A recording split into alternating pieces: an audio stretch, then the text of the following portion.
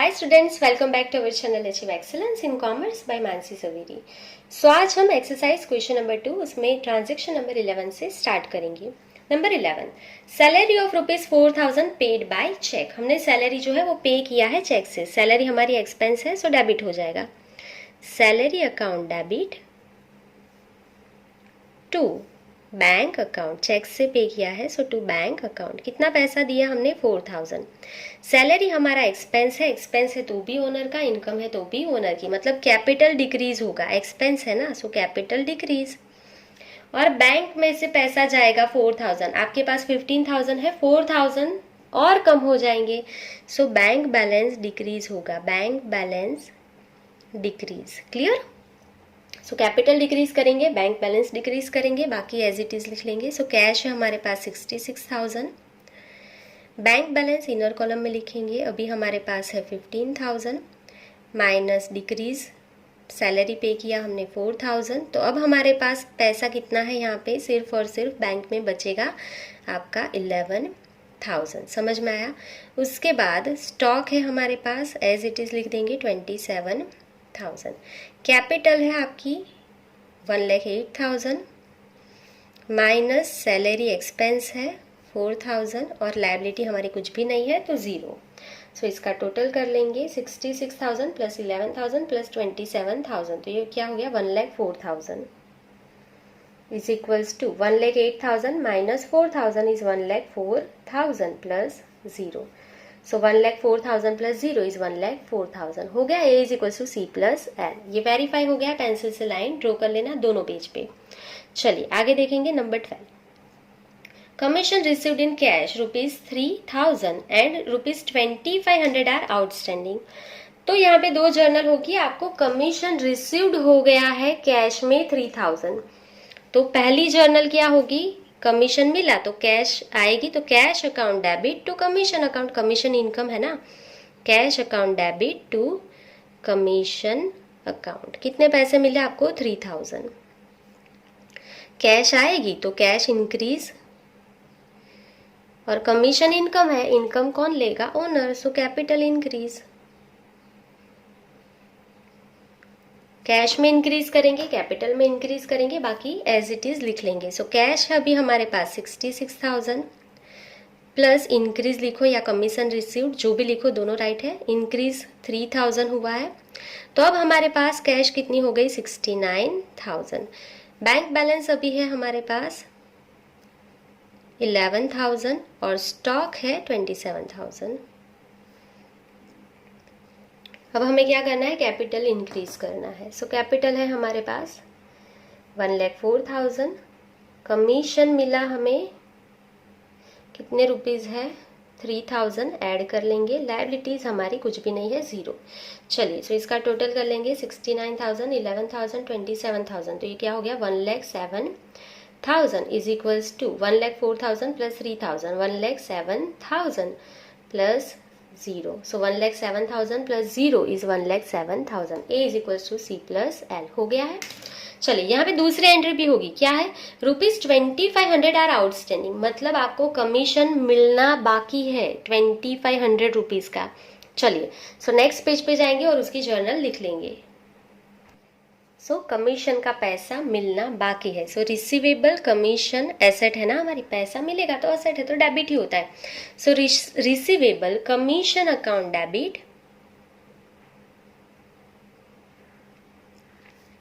To commission account. Commission income है हमारी, सो to commission account. चलिए कितना पैसा मिलने वाला है? 2,500 पैसा मिलने वाला है, तो आपका रिसीवेबल इंक्रीज होगा, रिसीवेबल इंक्रीज होगा। और कमीशन इनकम है, अगेन इनकम किसकी है? ओनर की, तो ओनर का कैपिटल इंक्रीज होगा। Capital is also increase, clear. चलिए सो प्रीवियस पेज में से रिसीवेबल इंक्रीज करेंगे एसेट में और कैपिटल इंक्रीज करेंगे, उसके अलावा सब कुछ जितनी भी एसेट है एज इट इज लिख लेंगे। चलिए सो यहाँ पे आप देख सकते हो हमारे पास लास्ट में कैश थी 69,000। सो यहाँ पे हम लिख रहे हैं कैश, कुछ चेंज नहीं करना है, आउटर कॉलम में लिख लेंगे। देन बैंक बैलेंस है हमारा 11,000, स्टॉक है 27,000। उसी में हम यहाँ पे लिख लेंगे रिसीवेबल कमीशन, कितना है पैसा लेना 2500। ओनर की कैपिटल है अभी, टोटल लिखना है 1,07,000, उसमें प्लस करेंगे कमीशन 2500 और लायबिलिटी तो हमारी ज़ीरो है। चलिए सो यहाँ पे हमने दोनों एंट्री कर ली है, कैपिटल इंक्रीज किया और रिसीवेबल इंक्रीज कर लिया, ठीक है। कमीशन हमें मिलने वाला है 2500। सो टोटल कर लेंगे 69,000, 11,000, 27,000 एंड 2500। सो ये हो जाएगा 1,09,500 is equals to 1,07,000 plus 2,500 is also 1,09,500 plus 0. So is equals to C plus L हो गया है। सो आगे बढ़ेंगे number 13। Rent paid in cash ₹4,000 and 1,500 are outstanding. तो यहाँ पे आप दो एंट्री चाहते हो तो कर सकते हो सिंगल, पर ये कंबाइन भी हो जाएगी। देखो आपने रेंट पे किया, सो रेंट एक्सपेंस है तो rent account debit to cash account, आपने रेंट कैश में पे कर दिया। अगर आप सिंगल एंट्री करना चाहते हो तो ऐसे लिखोगे rent account debit to cash account ₹4,000 4,000। हम कंबाइन कर सकते हैं, क्यों? Because and ₹1,500 are outstanding. तो ये जो है 1,500 आपके आउटस्टैंडिंग है ना यहाँ पे, तो वो वाली एंट्री जो है इसके ऊपर वाली ये भी कंबाइन हो सकती थी, उसमें भी आप cash account debit receivable commission account debit to commission कर सकते थे। तो एक एंट्री मैंने सिंगल सिंगल सिखाई ऊपर, ये वाली मैं कंबाइन सिखा रही हूँ। दोनों में से जो आपको इजी लगे वो आप कर सकते हो। तो अगर आप अलग अलग करना चाहते हो तो कैसे करोगे? Rent account debit 4,000 to cash account 4,000। अब आगे क्या लिखा है? 1,500 आर आउटस्टैंडिंग, तो rent account debit to outstanding rent account. तो आप 1,500 की अलग अलग एंट्री ऊपर जैसे लिखा वैसे भी लिख सकते हो। ये हमने कंबाइन कर दिया, एक मैंने कंबाइन सिखाया है। तो अभी ये दोनों का टोटल कर लो, सो एक साथ ही हो जाएगा, ज्यादा नहीं लिखना पड़ेगा। तो rent account debit to cash account to outstanding rent account. अभी रेंट अकाउंट एक्सपेंस है तो किसका? ओनर का, तो कैपिटल डिक्रीज। उसके बाद कैश अकाउंट आपने पे किया 4,000, so cash decrease. Outstanding rent है, आपको पे करना बाकी है तो आपकी लायबिलिटी है, सो लायबिलिटी जो है वो आपकी क्या होगी? इंक्रीज होगी, आपको पे करना है, सो लायबिलिटी इंक्रीज। तो 3 एंट्री करेंगे, कैपिटल में increase, sorry capital decrease, cash decrease and liability increase करेंगे। सो कैश है हमारे पास 69,000 माइनस डिक्रीज लिखो या रेंट पे, जो भी लिखो दोनों राइट है। सो रेंट हमने पे किया कितना, यहाँ से देखना है 4,000। तो अब हमारे पास कैश कितनी है? 65,000। बैंक बैलेंस है 11,000। स्टॉक है 27,000। कमीशन रिसीवेबल है 2,500। तो ये एंट्री हो गई हमारी। कैपिटल डिक्रीज करना है, सो कैपिटल अभी हमारे पास कितनी है? 1,09,500 माइनस डिक्रीज लिखो या तो क्या लिखोगे? रेंट, रेंट पे, जो भी लिखना है दोनों राइट है। सो आपको डिक्रीज करना है कितना? 5,500। देखो कैपिटल डिक्रीज होगी 5,500 और लायबिलिटी अब हमें पे करना है रेंट, आउटस्टैंडिंग रेंट कितना है? 1,500। यहाँ से देखा लायबिलिटी इंक्रीज 1,500, ये हो गया, ये भी हो गया। चलो तीनों एंट्री एक साथ कर ली। यहाँ पे आप चाहो तो सिंगल एंट्री करो, आप चाहो तो कंबाइन कर लो, मैंने कंबाइन सिखाई है। चलो तो ये जल्दी हो जाएगा आपका। सो यहाँ पे हम टोटल कर लेंगे, तो इसका टोटल कितना हो जाएगा? 65,000, 11,000, 27,000 एंड 2,500। सो हो जाएगा 1,05,500 is equals to 1,09,500 minus 5,500, so 1,04,000 plus 1,500। So 1,04,000 plus 1,500 ये हो गया 1,05,500। चलो so is equals to C plus L हो गया है वेरीफाई। अब आगे बढ़ेंगे नंबर 14। गुड्स डोनेटेड ₹2,000, आपने गुड्स डोनेट कर दिया ₹2,000 का, तो क्या जर्नल होगी यहाँ पे? Donation account debit to goods दिया है ना आपने, to purchase account, so donation account debit to purchase account. आपने गुड्स दिया है तो परचेज अकाउंट क्रेडिट हो जाएगा। चलिए सो डोनेशन आपने दिया है, एक्सपेंस है ओनर का, तो कैपिटल डिक्रीज होगी, और परचेज किया है तो स्टॉक डिक्रीज। तो कैपिटल डिक्रीज करो, सॉरी कैपिटल डिक्रीज करो, स्टॉक डिक्रीज करो, बाकी as it is. So cash आपके पास है 65,000 बैंक बैलेंस है आपका 11,000, स्टॉक इनर कॉलम में लिखेंगे 27,000, माइनस डिक्रीज लिखो 2,000, या तो गिवन डोनेशन, दोनों राइट है। चलिए, सो 27,000 में से आप माइनस कर रहे हो 2,000, सो अब कितना है आपके पास स्टॉक? सिर्फ और सिर्फ 25,000। Receivable commission as it is लिख देंगे, कितना है? 2500। कैपिटल डिक्रीज करना है, सो अब हमारे पास कैपिटल कितना है यहाँ से दिख रहा है टोटल 1,04,000, माइनस डिक्रीज लिखो या तो डोनेशन लिख दो, कितना दिया? 2,000, ब्रैकेट में लिख दो डोनेशन, दोनों राइट है जो लिखो 2,000। और लायबिलिटी हमारी एज इट इज़ है आउटस्टैंडिंग रेंट 1,500। चलिए, सो अगेन देख लेंगे टोटल इसका क्या होगा, 65,000, 11,000, 25,000 एंड 2,500। सो ये हो गया आपका 1,03,500 is equals to 1,04,000 minus 2,000, 1,02,000 plus 1,500। So 1,02,000 plus 1,500 is 1,03,500। Okay, verify हो गया। A is equals to C plus L. तो आगे बढ़ेंगे number 15।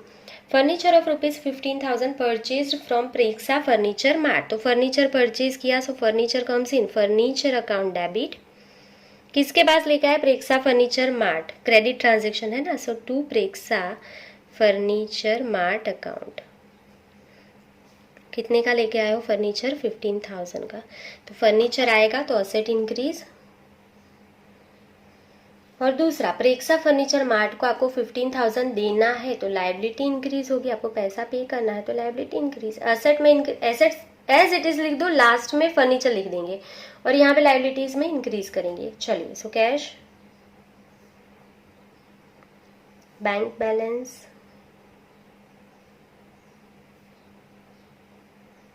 Stock, receivable commission 2,500, last में लिख दो। अब हमारे पास फर्नीचर भी है 15,000 का। कैपिटल जो है हमारी एज इट इज़ रहेगी, टोटल लिखना है 1,02,000। लायबिलिटी में हमें आउटस्टैंडिंग रेंट पे करना था 1,500, और एक और हमारी लायबिलिटीज ऐड हो जाएगी प्रेक्षा फर्नीचर मार्ट, कितना देना है उसको हमें? 15,000। क्लियर? चलिए, सो टोटल कर लेंगे इसका।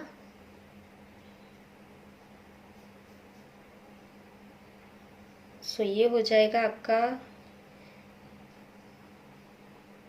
1,18,500। 1,18,500 इज इक्वल्स टू 1,02,000 प्लस 16,500। तो ये दोनों का ऐड करो तो 1,18,500 हो जाएगा। सो ये जो है आपका वेरीफाई हो गया है। Number 15 is equals to C plus L. तो यहाँ तक आप स्क्रीनशॉट ले सकते हो और इतना लिख सकते हो। चलिए, सो नेक्स्ट पेज पे जाएंगे। Number 16, college fees of daughter paid ₹6,000। अगर आप कॉलेज फी जो है डॉटर की पे करोगे फर्म में से तो वो ड्राइंग हो जाएगा ना, ओनर का पर्सनल हो गया ना एक्सपेंस। सो ड्राइंग अकाउंट डेबिट, ओनर क्या लेके गया? 6,000 कैश लेके गया, सो टू कैश अकाउंट। चलिए, सो ड्राइंग कितना किया? 6,000 6,000। सो ड्राइंग करोगे तो ओनर की कैपिटल ही डिक्रीज होगी, ओनर कुछ भी लेके जाएगा तो कैपिटल डिक्रीज होगा। चलिए, कैश लेके गया है तो कैश भी डिक्रीज होगा। अगर स्टॉक लेके जाता तो परचेज अकाउंट लिखते हैं यहाँ पे और स्टॉक डिक्रीज हो जाता। चलिए, सो आगे जो भी ट्रांजेक्शन थे उसमें कैपिटल डिक्रीज करेंगे 6,000, कैश डिक्रीज करेंगे 6,000, बाकी जो कुछ भी है एज इट इज लिख लेंगे। चलिए, सो यहाँ पे है कैश 65,000 लास्ट ट्रांजेक्शन में, माइनस डिक्रीज या तो ड्राइंग लिख दो, ओनर 6,000 लेके गया है तो अभी आपके पास 59,000 कैश है। उसके बाद बैंक बैलेंस है 11,000,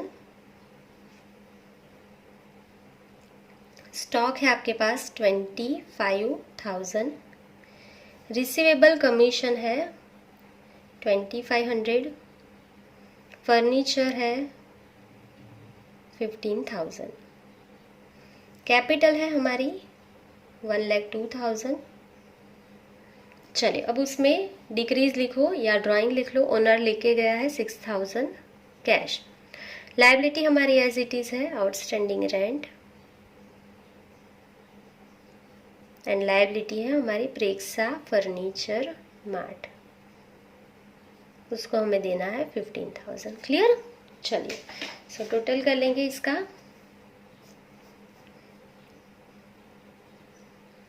1,12,500 इज इक्वल्स टू 1,02,000 माइनस 6,000 क्या हो जाएगा? 96,000 प्लस 16,500। 96,000 प्लस 16,500 ये हो गया है 1,12,500। क्लियर? चलिए सो यहाँ पे आपका A is equals to C plus L complete हो गया है। आगे बढ़ेंगे। 17 rupees 500 bank has credited for interest and debited rupees 200 for bank charges. Bank ने 500 आपको क्रेडिट किया है पहले इंटरेस्ट का, तो दो एंट्री होगी यहाँ पे। पहली एंट्री बैंक ने आपको पैसा दिया है तो बैंक अकाउंट में 500 आएंगे, बैंक अकाउंट डेबिट तो बैंक इंटरेस्ट अकाउंट आपकी इनकम है ना bank interest, so bank interest account credit हो जाएगा। आपको कितने पैसे मिले? 500। सो आपका बैंक बैलेंस इंक्रीज होगा, आपको पैसे मिल रहे 500 तो आपका बैंक बैलेंस इंक्रीज होगा। और बैंक ने इंटरेस्ट दिया तो इनकम हुई, इनकम किसकी होती है? ओनर की, तो कैपिटल इंक्रीज। चलिए सो बैंक बैलेंस इंक्रीज करेंगे, कैपिटल इंक्रीज कर लेंगे। So cash as it is लिख देंगे। बैंक बैलेंस 11,000 है, उसमें 500 इंक्रीज हो जाएगा, या तो बैंक इंटरेस्ट लिख दो या तो इंक्रीज लिख दो। सो 500, सो ये हो जाएगा 11,500, बाकी सब कुछ एज इट इज।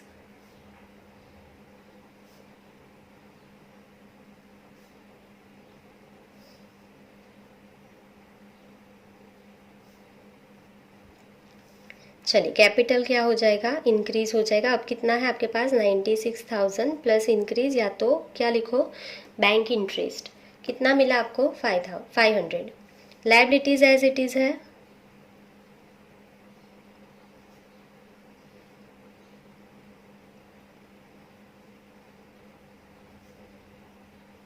चलिए सो इसका टोटल कर लेंगे। सो 1,12,500 ऊपर टोटल था, उसमें 500 इंक्रीज हुआ है यहाँ पे सिर्फ। सो ये हो जाएगा 1,13,000। आप पूरा टोटल चेक कर लेना।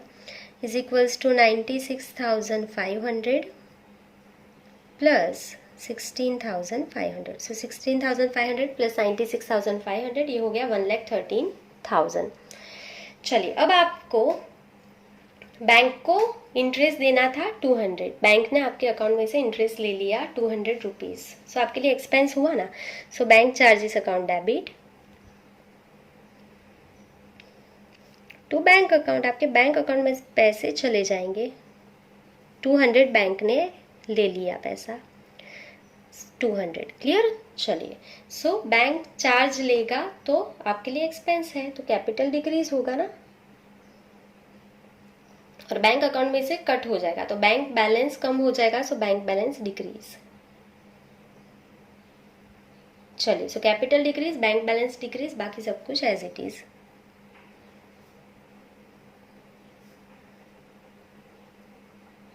अब हमारे पास बैंक में कितना है? 11,500 माइनस डिक्रीज, या तो बैंक चार्ज लिख दो 200। सो हमारे पास 11,300 ही बचेंगे। चलो बाकी सब कुछ एज इट इज लिख लेंगे।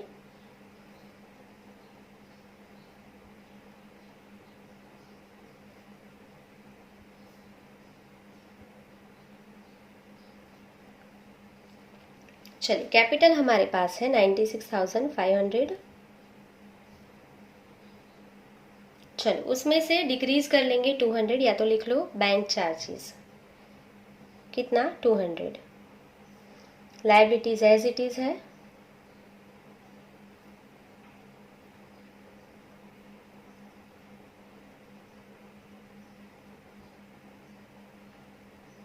चलिए सो टोटल कर लेंगे इसका।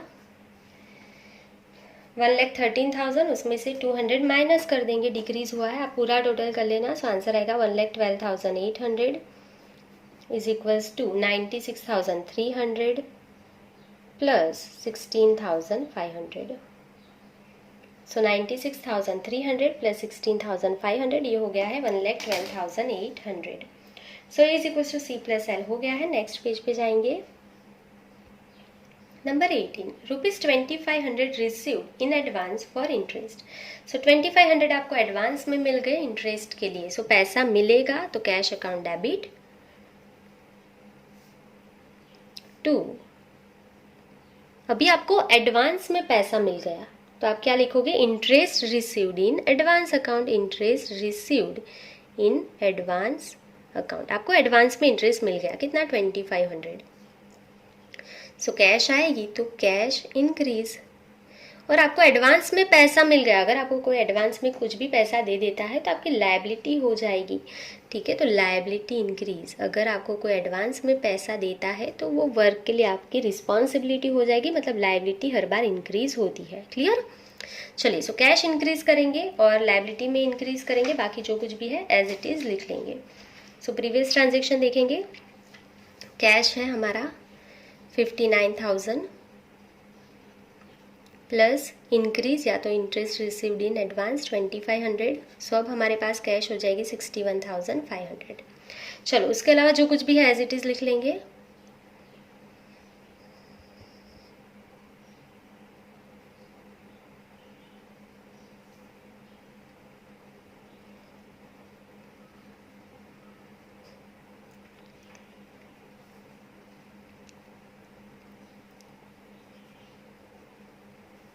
चलो, कैपिटल जो है हमारी टोटल कितनी है, 96,300। लायबिलिटी में दो है अभी तक, आउटस्टैंडिंग रेंट 1500, प्रेक्षा फर्नीचर को हमें देना है 15,000। चलिए, अब एक और लायबिलिटीज़ हमें ऐड करनी है, यहाँ पे हमें एडवांस में इंटरेस्ट मिल गया है। सब हमारी लायबिलिटीज़ है, इंटरेस्ट रिसीव्ड इन एडवांस 2500, तो यहाँ पे 3 लायबिलिटीज़ है हमारे। क्लियर? चलिए, सो टोटल कर लेंगे इसका। जो प्रीवियस हमारा ट्रांजेक्शन था उसका टोटल क्या था, यहाँ पे 1,12,800 था, उसमें यहाँ पे 2500 ऐड कर दो, सो ये कितना हो जाएगा, 1,15,300 is equals to 96,300 plus 19,000। So 96,300 plus 19,000, ये हो गया 1,15,300। क्लियर? चलिए आगे बढ़ेंगे ना।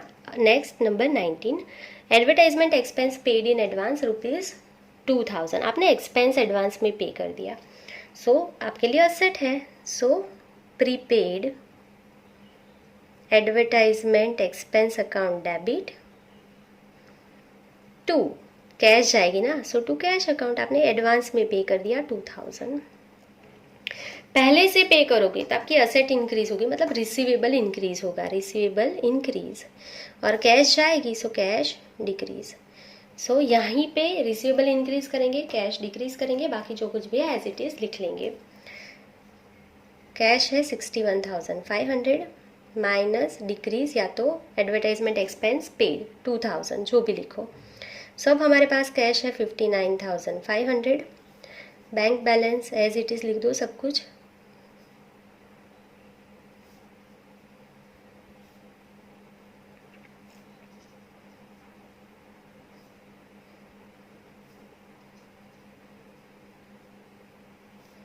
लास्ट में लिखेंगे हमें रिसीवेबल क्या है, यहाँ पे प्रीपेड एडवर्टाइजमेंट एक्सपेंस।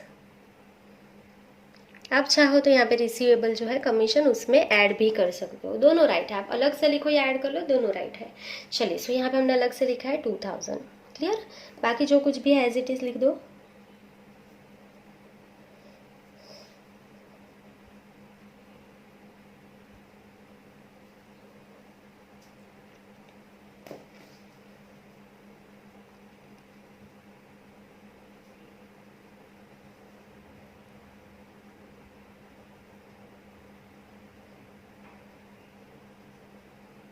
चलिए, सो अब इसका टोटल कर लेंगे, ये क्या हो जाएगा, एज इट इज रहेगा क्योंकि हमने 2,000 माइनस किया, 2,000 ऐड किया, सो टोटल यही रहेगा 1,15,300, 96,300, 19,000। सो ये is equals to C plus L complete हो गया है। यहाँ पे आपका एक्सरसाइज का क्वेश्चन नंबर 2 कंप्लीट हो गया है। यहाँ पे आपका पूरा लेसन आज कंप्लीट हो गया है।